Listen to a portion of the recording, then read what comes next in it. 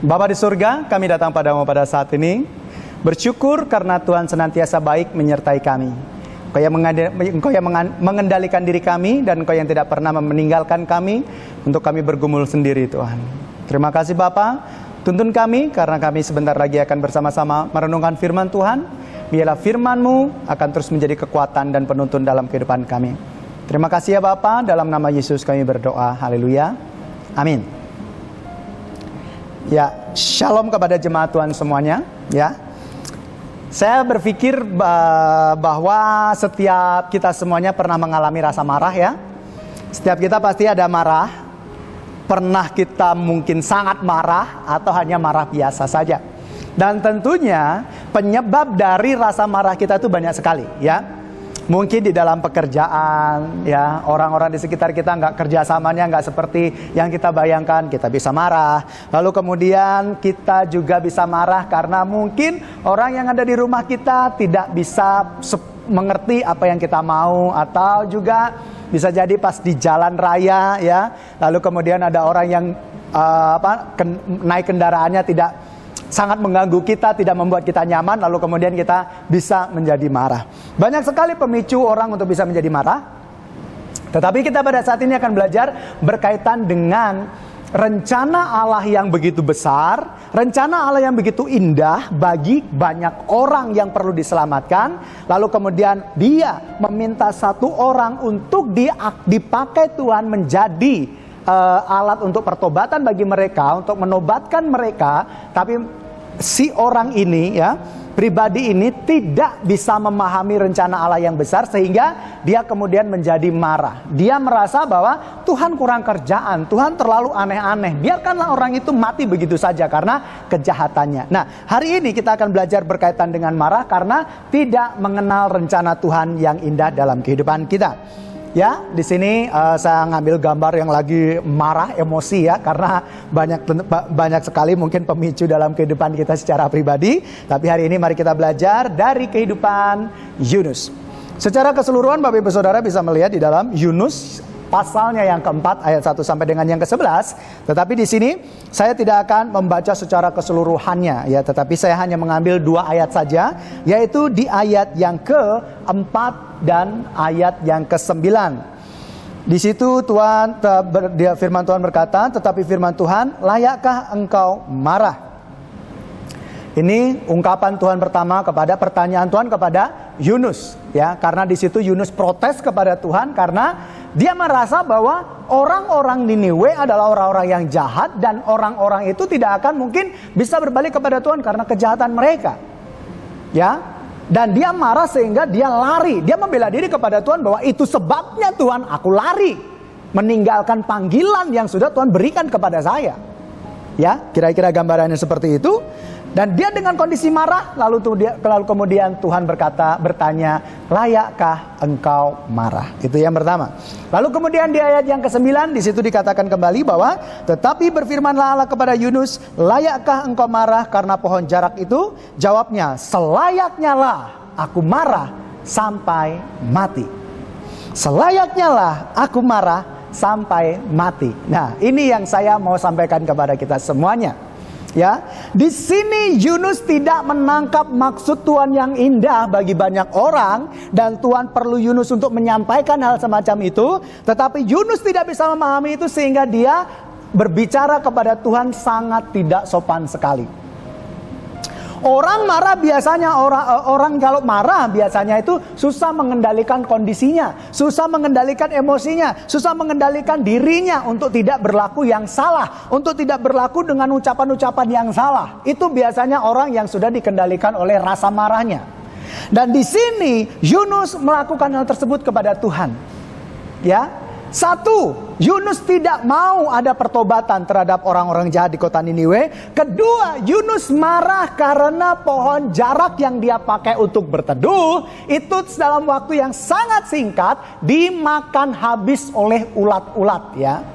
Dimakan habis daunnya sehingga pada saat datang matahari, Yunus merasa sangat kepanasan dan dia ngambek kepada Tuhan. Lalu kemudian di situ Tuhan berkata, layakkah engkau marah karena pohon jarak ini? Dan di situ Yunus benar-benar marah kepada Tuhan. Dan dia berkata, selayaknya lah aku marah. Yunus tidak tahu maksud yang begitu besar dari Tuhan untuk kota Niniwe. Yunus adalah orang yang egois. Yunus merasa bahwa orang jahat biarlah mati dengan kejahatannya. Tetapi Allah yang begitu kasih, dia sangat mengasihi ciptaannya dan ingin supaya kota ini dimenangkan bagi nama Tuhan. Dan pada waktu itu Yunus tidak paham maksud dan rencana Tuhan. Dia lebih menonjolkan egoisnya di hadapan Tuhan.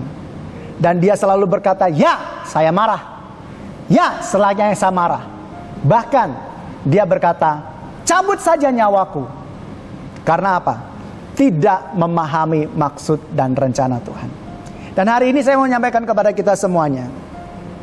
Adakah di antara kita yang pernah marah kepada Tuhan karena kita tidak tahu rencana Tuhan dalam kehidupan kita? Adakah di antara Bapak Ibu Saudara semuanya merasa benar di hadapan Tuhan karena sudah merencanakan segala sesuatunya, sudah didoakan oleh di dalam nama Tuhan Yesus, lalu kemudian pada saat Bapak Ibu Saudara melakukan hal semacam itu ternyata tidak sesuai dengan apa yang kita harapkan? Pernahkah kita lalu kemudian menyerang Tuhan dengan rasa marah, lalu kemudian mengatakan bahwa Tuhan yang salah dan saya marah kepada Tuhan? Pernahkah kita melakukan hal semacam itu? Jika pernah, saya mau menyampaikan kepada kita, bertobatlah ya.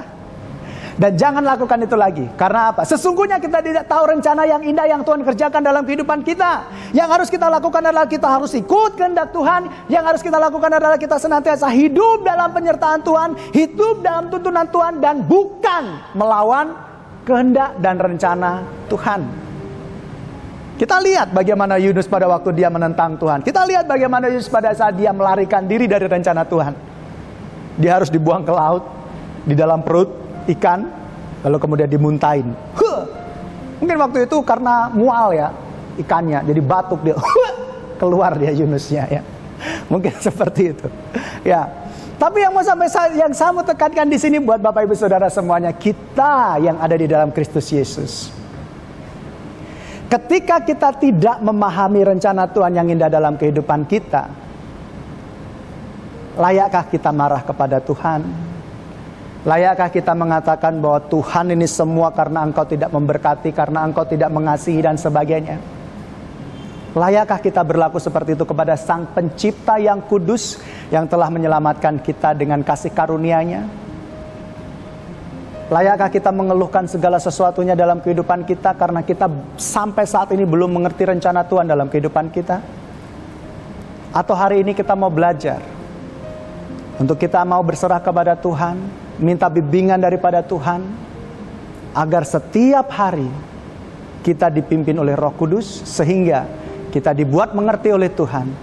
Walaupun kondisi kita saat ini mungkin dalam kondisi yang kurang baik, kita tetap memiliki pengharapan bahwa Tuhan mengerjakan yang baik dalam kehidupan kita. Jangan seperti Yunus, ya. Ini karena sudah tertulis saja ya, kita berkata jangan seperti Yunus. Tapi kalau mungkin dalam kondisi yang dulu, mungkin kita sama. Tapi hari ini mari kita belajar dari kondisi Yunus. Tidak sepantasnya kita marah kepada Tuhan karena kita tidak mengerti maksud Tuhan.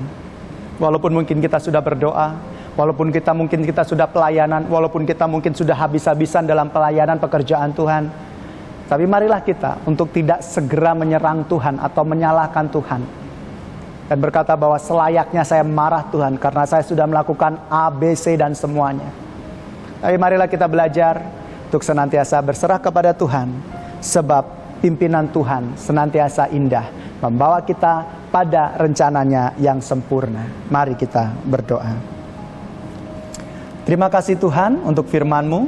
Ajari kami untuk senantiasa mengerti rencana dan kehendak Engkau, sehingga kami tidak mudah marah Tuhan ketika kami tidak mengerti rencana-Mu dalam kehidupan kami. Kami sebagai manusia yang sering mengandalkan egois kami Tuhan, kami mohon kiranya Engkau menuntun kami Roh Kudus. Kami tidak ingin Tuhan hidup dalam kondisi yang semacam ini, tapi kami ingin supaya Tuhan senantiasa membimbing kami agar kami hari demi hari hidup memuliakan nama Tuhan. Pegang kami Tuhan, dan bimbinglah kami untuk selalu berpikir tentang rencana Tuhan yang indah dalam kehidupan kami. Dan kalaupun kami mengalami kegagalan ataupun mengalami kendala dalam rancangan kami, kiranya Engkau topang dan kuatkan kami kembali. Terima kasih ya Roh Kudus, diberkati setiap kami semua dalam nama Yesus Kristus. Haleluya. Amin.